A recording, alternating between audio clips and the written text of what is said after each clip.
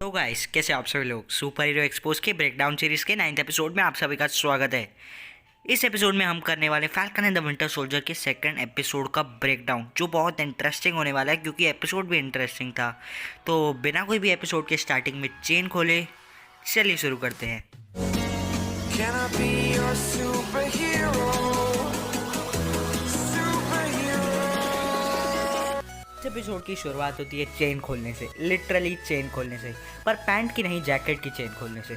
और हमें ये भी बताया जाता है कि यह एपिसोड एग्जैक्टली वहीं से शुरू होता है जहां से सेकंड एपिसोड एंड हुआ था, जहां पे जॉन वॉकर को कैप्टन अमेरिका बता दिया जाता है यूएस एजेंट।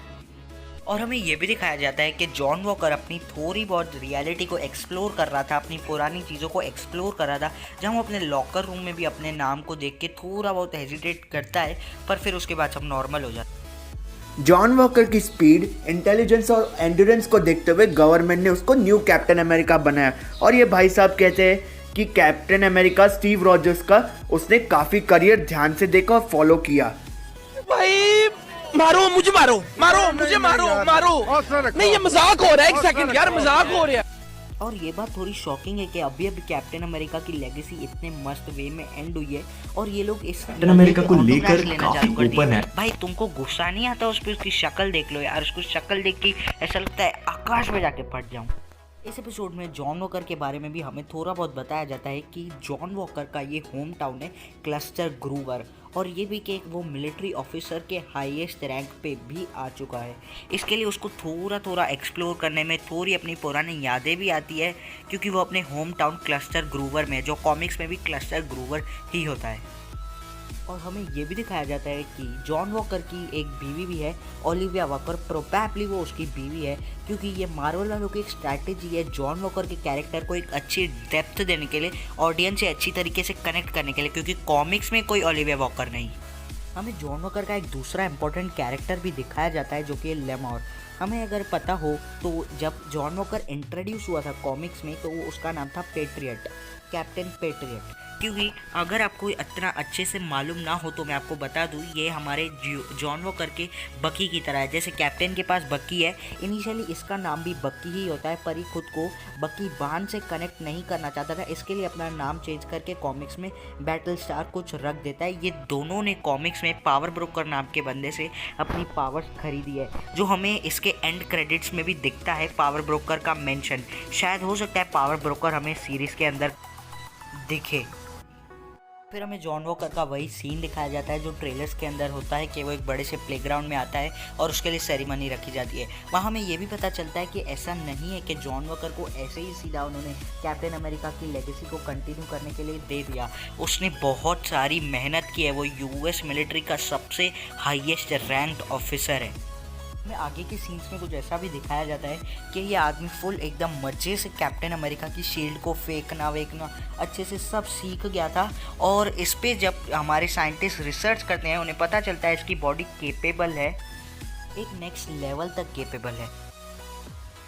सॉरी गाइज आपको वीडियो के बीच में इंटरप्ट करने के लिए, पर हमने दो न्यू चैनल खोले हैं, एक सुपर कैप्टन और एक एक्सपोज शॉर्ट्स। एक्सपोज शॉर्ट्स बहुत ज़्यादा वायरल हो रहा है। अगर आपको एक्सपोज शॉर्ट्स देखना है तो दोनों चैनल की link would be in the description.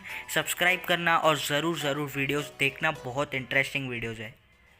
फिर हमें इस एपिसोड का सबसे इंटरेस्टिंग सीन देखने को मिलता है, जो कि फाइट सीन होता है, जिसमें हमारे बकी और हमारे दी ग्रेट फैल्कन दोनों किसी 8 से 9 सुपर सोल्जर्स को रोकने जाते हैं, पर वो दोनों तो दो ही होते हैं ना, तो उन पे बहुत हावी होने लगते हैं। तो जैसा मैंने आपको कहा था कि हमारा जो नकली कैप्टन अमेरिका है वो भी वहाँ आ जाता है अपने दी बेस्ट फ्रेंड लेमार बकी 2.0 के साथ। उसके बाद हमें ये सीन भी देखने को मिलता है कि वहाँ बहुत तगड़ी फाइट चलती है, जहाँ पे हमें थोड़ी बहुत कॉमेडी और थोड़ा बहुत एक्शन भी देखने को मिलता है हमारे यूएस एजेंट के द्वारा, श्री नल्ला भाई साहब के द्वारा।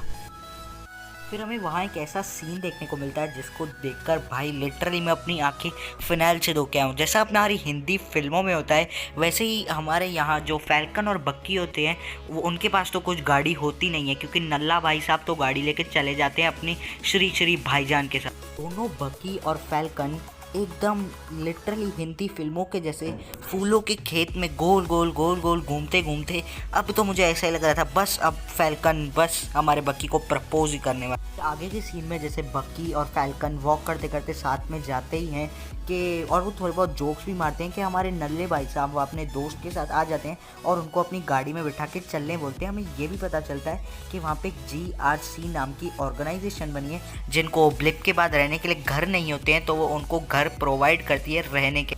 और इसके बाद बक्की भाईजान को अरेस्ट कर लिया जाता है क्योंकि उन्होंने अपनी साइकाट्रिस्ट की अपॉइंटमेंट मिस कर दी थी और उन्होंने रूल्स ब्रेक किए थे जो मैंने आपको फर्स्ट वीडियो में ऑलरेडी बता रखे हैं, देख लेना जाके। एट द एंड बक्की को नल्ला भाई साहब आकर बचा लेते हैं, कहते हैं कि बक्की एक बहुत ही इंपॉर्टेंट एसेट है जिसे हम ऐसे इस तरह नहीं रख सकते।